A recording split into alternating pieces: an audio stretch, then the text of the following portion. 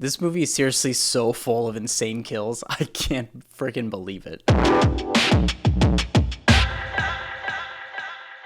Welcome back to the Spectral Frame. Today we're getting into the new Osgood Perkins film based on a Stephen King story, The Monkey. Coincidentally also my nickname in the 3rd grade when I fell off the monkey bars and busted my face. Thanks, Craig. I'm still not over it.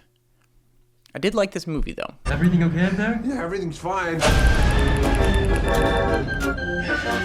The Monkey is the story of twin brothers Hal and Bill who uncover this mysterious toy monkey in their father's closet. They wind it up and find that after they do, people around them that they love start dying in horrific and gruesome ways. They smartly decide to get rid of this toy, but 25 years later, the monkey is somehow back, so Hal has to get a hold of Bill and figure out how they're going to stop this thing before it kills their loved ones and themselves. It's a laugh riot. I did everything I could to make it go the fuck away. I was super excited to see The Monkey, and it definitely didn't let me down. I really liked Osgood Perkins' film Longlegs from last year. This is nothing like that, but I actually think I like this one better. This is a horror comedy that definitely has a style all of its own, and really shows that Osgood Perkins has a great handle on the material. Plus, if you're a King fan, you're going to find a lot of little Easter eggs and references kind of sprinkled throughout the movie. It's a really fun time. But anyway, I have a ton to say about this movie, so let's get into my likes. Hello, brother. Bill. The monkey that likes killing our family. It's back. First thing on my likes list is the direction. No matter what you thought of Longlegs, I think nobody can deny that the direction of the film was handled deftly. And here, I think it's handled just as well, if not better. The monkey is super stylish and really zany, and you can tell it kind of exists in its own little universe. This is shown pretty much immediately with the opening scene. It sets up everything we need here. The horror, the comedy, the weird bits, the writing, the style, everything. And not only does it give us a promise, but it continues to deliver on that promise throughout the entire runtime of the film. Everybody dies. And that's life. If you've seen the trailer, you probably know that this is more of a comedy than a horror film, but Osgood Perkins does use a lot of wacky kills and pretty intense gore to hype up those horror moments in the script. If it doesn't freak you out, it'll definitely gross you out, but it will have you laughing pretty much the whole time. Have you ever seen a man get trampled into oatmeal? Watch The Monkey.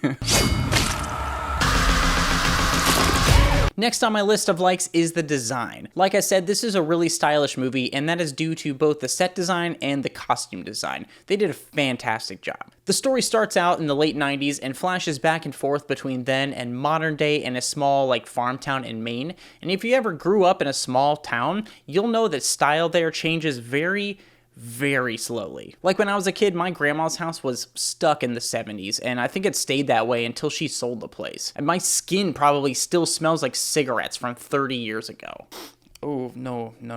Anyway, the modern scenes in The Monkey are supposed to be present day, but they still harken back to those styles from 20 plus years ago. That does two things for me. First, it brings a lot of texture to all the scenes, but second, it actually reflects how Hal feels. Even though he's grown and aged, he's still holding on to all this trauma from the past. It's kind of haunted him and followed him, and it's really clever because it's all done through that design. Next on my list of likes is the acting. I was a little hesitant when I saw that Theo James was starring in this movie because I think I've only seen him in things I dislike. I didn't really like Divergent, and he was in that one really bad Netflix film. Oh, what's that called? How It Ends. God, that movie sucks. Anyway, my fears were assuaged because Theo James is fantastic in this movie. He plays the present day version of the main character Hal as well as his twin brother Bill, and he really goes for it. Not only is the dramatic acting good, but his comedy timing is fantastic. I was really surprised at how funny he was in this movie. He's perfectly deadpan when he's playing Hal, but he's also completely batshit crazy when he's playing Bill. It works really well, and my opinion of him has definitely changed after seeing this. Also, I want to shout out the young actor who plays the kid version of Hal and Bill. His name's Christian Convey, and he is so freaking good in this too. Like I set up, Hal and Bill are very different characters, and he brings this pretty crazy energy to both of them as well, and I didn't really realize it was the same actor when the movie first started, so big kudos to him. To wrap this up, we also get really great performances from Tatiana Maslany, Colin O'Brien, Osgood Perkins himself, as well as Elijah Wood for a scene, who plays plays like the stepdad, and he's such a weirdo scumbag book author kind of guy. He's really funny. I really love that scene. Everybody understood the assignment. They knew exactly what kind of movie they were making, and they delivered their best.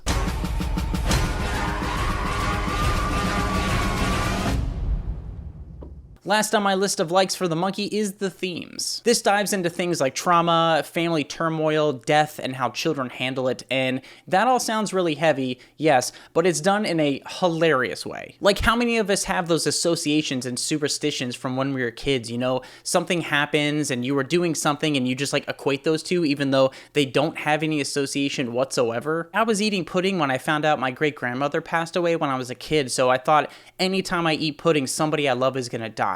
Obviously, that's not true, but I do have diabetes, so who knows? Anyway, The Monkey runs with these ideas and weaves these themes through the story in a way that both explores it and lets us think about it, but without sacrificing any of the fun or the comedy beats. That's a really tough line to walk too, because it brings an added depth to The Monkey that had me thinking about it more after, and without it, I definitely wouldn't be thinking about it as much. It would feel more like, you know, candy, just something quick and entertaining or whatever that kind of leaves you pretty quickly, but I think this actually had a decent amount of depth. If you saw my review on the movie Companion, this is what I think that movie should have had. Taco Steve, what did you think of The Monkey?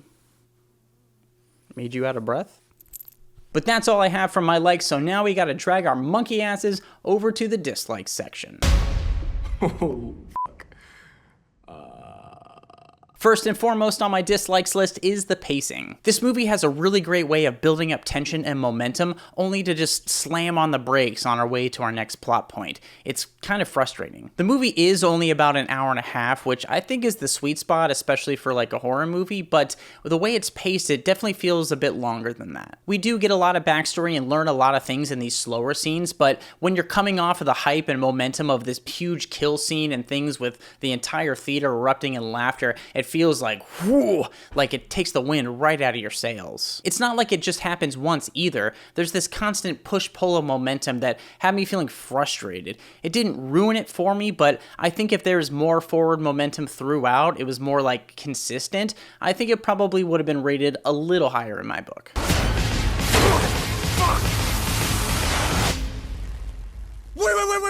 And finally, my last dislike for The Monkey is the payoff. I'm not going to get into any spoilers because the movie just came out and I think you should go see it in a theater, but what we're set up for the end is this certain level of insanity and craziness that I just don't think it pulls it off. I do like what happens narratively and I do like how the movie ends, but I just think the way it happened should have been just that much crazier. This is kind of a nitpick because I do still like the ending of the movie. It wraps up all its narrative storylines as well as all its thematic storylines, and I think it's a really solid, fun ending. I just wanted a little bit more from it. Although the people in my theater were really f***ing annoying, so I was very happy when it ended. Anyway, that's what I thought of The Monkey, so as per tradition, we're gonna head on over to IMDb and check out some user reviews, starting with some 10 stars and capping with some 1 stars. It must be vanquished. Why don't you vanquish it, huh, Bill? As of recording this, The Monkey has a 6.5 on IMDb. I would put this closer to a 7.5 or 8 for me. I did really like this movie, so 6.5 feels f***ing weird. Alright, our first 10-star review is from It's TJ, bitch. The Monkey isn't just scary, it's mean. From start to finish, this movie drips with tension, pulling you into its nightmare and refusing to let go. Based on Stephen King's short story, it takes a simple, eerie concept and turns it into a relentless, blood-soaked descent into terror. I do agree with this. There is a lot of tension throughout. You just never know when somebody's going to die in this horrible, gruesome way. And again, the kills are fucking insane, so I definitely agree with this. It is kind of mean, but mean in a fun way. I don't know if that makes sense, but it's mean, but in a fun way. If you love your horror bleak, intense, and unrelenting, The Monkey delivers. It's not just another spooky doll movie, it's a nasty, unsettling, and expertly crafted nightmare. Not for the weak, but for horror fans, this one's a must-watch. This actually brings up a great point. This is not just a normal spooky doll movie. It's not like an Annabelle movie, you know, where there's like a haunted doll finding you everywhere. This is more of a device. And I think it's good to know that you're not getting into something like an Annabelle movie when you go to see this. What I disagree with, though, is that the horror doesn't feel necessarily bleak. I mean, I guess it is, but in the moment when you're watching the movie, it's funny. It's not like heartbreaking or anything like that. So definitely not bleak, but I do think it is intense and definitely unrelenting. All right, our next 10-star review comes from Conrad Ian 38249. Like the title said, this movie is an absolute blast. It's a dark comedy that shows an understanding of King that I haven't felt as well with other movies. That's not to say it isn't totally its own thing, but having read most of King's work, I felt that they captured a fun and absurd side of him that nobody else has, but is very much present in many of his books. This is actually an interesting perspective because I've only read a little bit of King, and I do get some of those like comedic underpinnings in his work, but this viewer who has read a lot of King, I guess, really appreciates this adaptation. It feels good to him, and I guess take that for what it's worth if you're a King fan. I don't really know, but apparently it's pretty close to the source material. Thanks. This was great, and if you like over-the-top gore and dark humor, you will love it. I'm not a gore fan, but I do like funny over-the-top gore, and I do like dark humor, so this did hit for me. Alright, sliding down to the 1-star reviews, we have one from Windy Woo. All the cliches are used for mindless shocks. Characters only act so the next dumb shock can occur. I didn't find this cliche or like full of mindless shocks.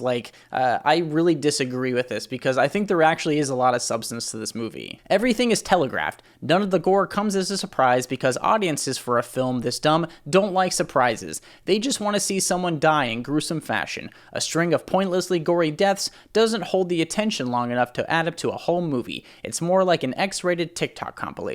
Obviously, I definitely disagree. I think there was a lot of like fun surprises, and even the deaths you can see coming from a mile away, well, the way they happen are still really fun and exciting and have me laughing. So I don't know. I'm not really into like gory death things necessarily, especially on TikTok.